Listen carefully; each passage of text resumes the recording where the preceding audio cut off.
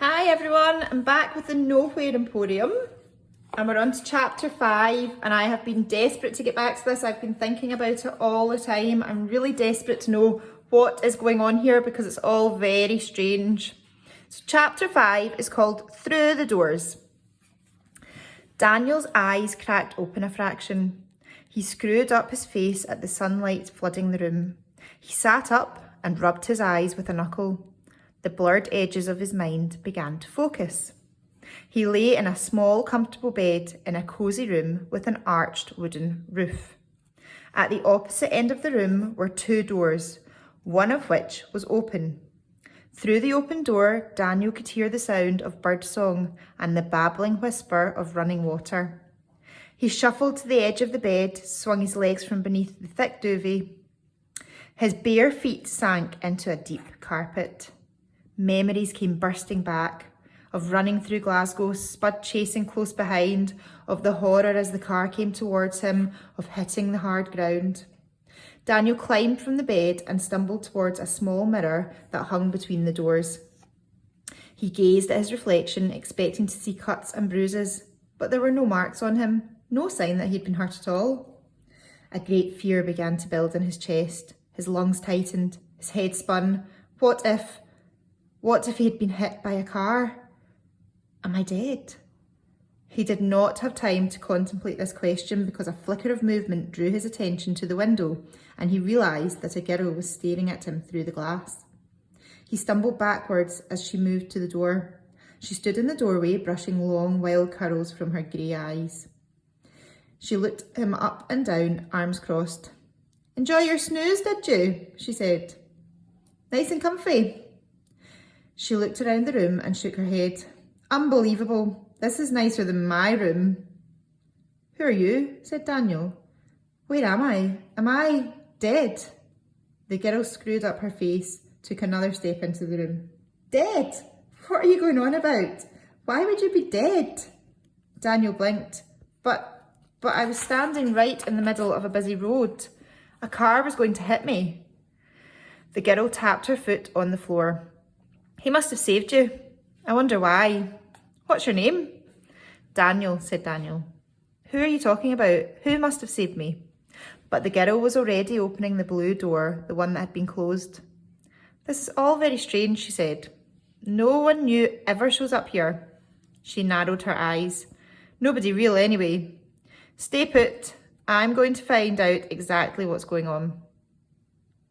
And she slipped off through the blue door before Daniel could ask her name or why she was so interested in him or what she'd meant about nobody real ever showing up.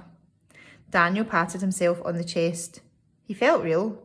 He certainly didn't feel dead. Then again, how would he know what being dead felt like? He stared at the door through which the girl had left and tried the handle. The door was locked. So he went to the second door, the open one. A hilltop view lay before him, patchwork fields and a forest beyond under a crystal blue sky. The air was warm and sweet as honey.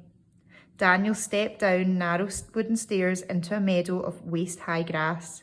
He realised he'd been in a wooden caravan, the sort of wagon he imagined travelling folk might use, or circus performers in olden times. The wagon was painted a deep shimmering blue, decorated with golden flourishes.